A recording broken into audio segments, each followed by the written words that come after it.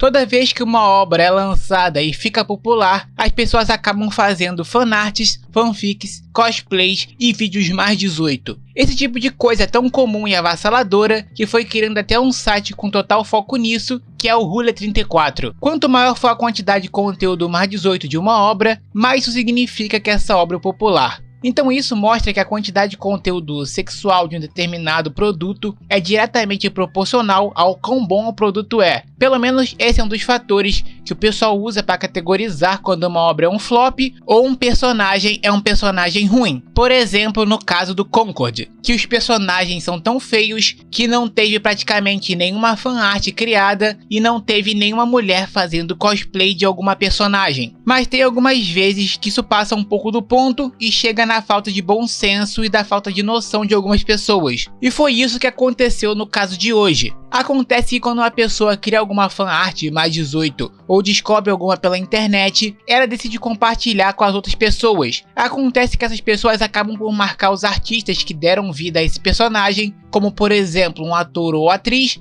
que performou esse personagem ou até mesmo um dublador ou dubladora, como é o caso do vídeo de hoje. Acontece que Brianna White, a dubladora da personagem Aerith, foi no X reclamar sobre os fãs da personagem que ficam marcando ela em conteúdo impróprio relacionado à personagem dela. Ela falou o seguinte: talvez devêssemos normalizar a prática de não marcar dubladores em conteúdo impróprio com seus personagens. Alguns de vocês se esqueceram do significado da palavra inapropriado, e essa resposta dela foi justamente em cima de outra postagem, dessa vez da dubladora da Zoe do filme K-pop Demon Hunters, que fez um vídeo comentando sobre o fato, só que de forma leve e descontraída. Em si, a dubladora não foi contra a criação desse tipo de conteúdo, ela só pediu para não ser marcada nesse tipo de coisa e pediu para as pessoas terem noção do que é e o que não é inapropriado. Ela até explicou que gosta de interagir com a comunidade de Final Fantasy, mas que esse tipo de situação pode prejudicar a convivência, e que é por causa desse tipo de coisa desconfortável que acaba criando uma distância entre os fãs e os atores. Agora, na minha opinião, ela está completamente na razão dela. Ninguém deve ser obrigado a ver esse tipo de coisa se não gosta. Geralmente as pessoas comuns têm a escolha de se aprofundar ou não nesse tipo de coisa, no fandom de qualquer obra, mas quando você é marcado, você automaticamente é empurrado para isso. Acho que isso mostra que certas pessoas não possuem senso ou noção das coisas. Vale ressaltar que ela não foi contra a criação desse tipo de conteúdo e nem fez alguma acusação às pessoas que criam, porque tem muitos atores ou dubladores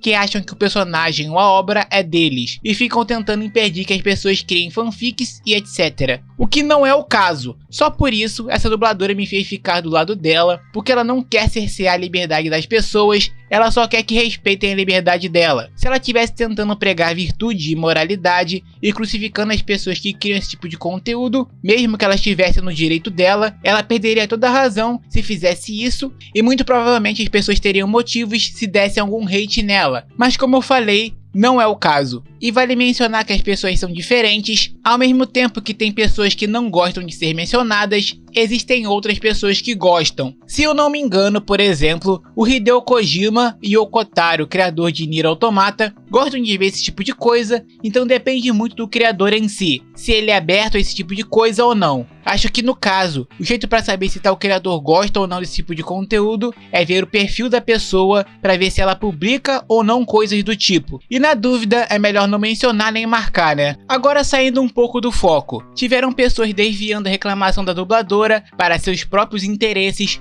como atacar os criadores desse tipo de conteúdo e de novo colocando a culpa nos homens, entre aspas, machistas. Sendo que muitas pessoas que criam esse tipo de conteúdo são justamente as mulheres, a maior parte dos cosplayers são mulheres, os desenhistas desse tipo de arte são mulheres, se tiver uma animação mais 18 com algum personagem, os animadores até podem ser homens, mas quem faz as dublagens das personagens são mulheres. Então, pra mim, estão usando a reclamação da dubladora, que é totalmente correta, como ponta de lança para atacar os homens, sem falar que estão até falando que ela está sofrendo assédio por causa disso, e como todas as mulheres recebem assédio e pipipi popopó. Calma lá também, galera, é errado ficar mandando esse tipo de conteúdo para as pessoas que não gostam, mas a parada também não é assim. Como falei, depende da pessoa. Tem mulheres que pedem até para serem marcadas nesse tipo de coisa, e tem outras que até gostam de conteúdos envolvendo dois homens, se é que você me entende. Então o problema aqui é justamente a falta de bom senso e não algo mais pesado como algum crime sexual ou coisa do tipo.